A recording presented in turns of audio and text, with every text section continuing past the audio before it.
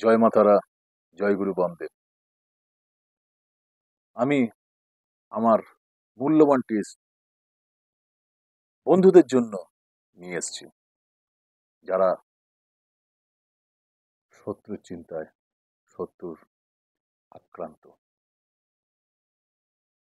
ভারী সমস্যা যাচ্ছে, কিছুতেই কিছু করে উঠতে পারছে না। আজকের দিনে দেখবেন বহু মানুষ আছে, কিছু কিছু মানুষ অপরের কিছু দেখলে শান্তি পায় না। কি করে তার ক্ষতি করব, সে যেন ভালো তাতে না থাকে, সারাক্ষণ সেটা সে করতে থাকে বা ভাবতেও থাকে। আজকে এই মূল্যবান টিপসটি আমার বন্ধুদের জন্য নিয়ে এসেছি, যাতে আপনারা উপকৃত হবেন। শত্রুর জ্বালায় জর্জরিত, মাথা কাজ করছে না, কিচ্ছু ভালো লাগছে না, সারাক্ষণ মনের মধ্যে ঘুরছে, এই বুঝি কেউ কিছু করলো, এই বুঝি কেউ কিছু করলো, এই বুঝি কেউ কিছু করলো। এক নিমেষে সেটাকে দূর করবেন কিভাবে, আর তাকে কিভাবে দমন করবেন? অবশ্যই দমন তো করতেই হবে। তো তাই এই আমার মূল্যবান টিপসটি শুরু করা যাক।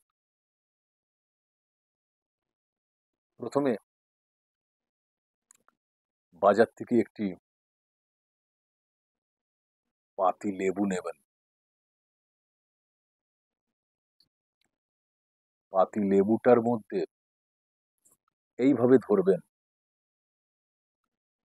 সিঁদুর দিয়ে একটা লম্বা শিরা দাগ দেবেন, দুদিকে দুটো টিপ দিয়ে দেবেন। ঠিক আছে? আর কি করবেন? লবঙ্গ 5টা ওই লেবুর মধ্যে গেঁথে দেবেন।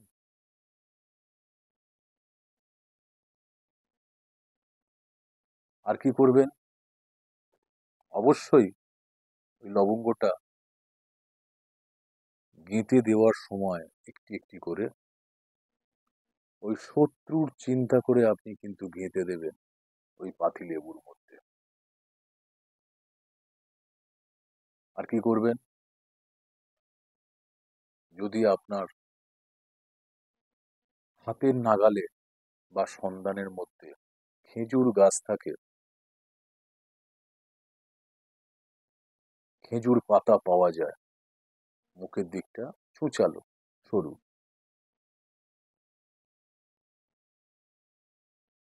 5টা খেজুর পাতা তার নাম করে, যার উপর আপনার সন্দেহ লাগছে, এটা করতে পারেন যদি পান তো। আর না হলে 5টা আলভিন সিঁদুর মাখিয়ে শত্রুর কথা চিন্তা করে এক মনে, এক ভাবনায় গেঁথে দেবেন। দিয়ে শ্মশানে কি করবেন? দক্ষিণ দিশায় ফেলে দিয়ে আসবেন। যদি খুঁড়ে রাখা যায় তো খুব ভালো, হয়তো খুঁড়তে দেবে না, তাই দক্ষিণ দিশায় ফেলে দিয়ে আসবেন। দিয়ে আর ওইদিকে তাকাবেন না, এক মনে চলে আসবেন। কথা দিলাম শত্রুর নিষ্পত্তি ঘটবেই ঘটবে, দমন হবেই হবে, সে আর কিছু করতে পারবে না, পালাতে পথ পাবে না। অবশ্যই ফলো করে দেখুন, এতে খুব দ্রুত ফল লাভ করবেন। আমি চ্যালেঞ্জ করে বলছি, খুব শীঘ্রই আপনার থেকে কি করে তাড়াতাড়ি কেটে পালাবে তার ধান্দা করবে। সে ব্যবসার ক্ষেত্রেই হোক, চাকরির ক্ষেত্রেই হোক, বাড়ির ক্ষেত্রে হোক, বা বন্ধু বান্ধবদের মধ্যে। হয়তো হাসছে, সারাদিন আপনার সঙ্গে থাকছে, আপনি বুঝতে পারছেন না যে এই আমার বড় শত্রু, ক্ষতিকারক শত্রু। দেখুন, বিপদে অবশ্যই পড়বে সে। তো তাই অবশ্যই এই টিপসটা ব্যবহার করুন, আপনাদের আপনারা উপকৃত হন, এটাই আমি প্রার্থনা করি। ভালো থাকুন, সুস্থ থাকুন।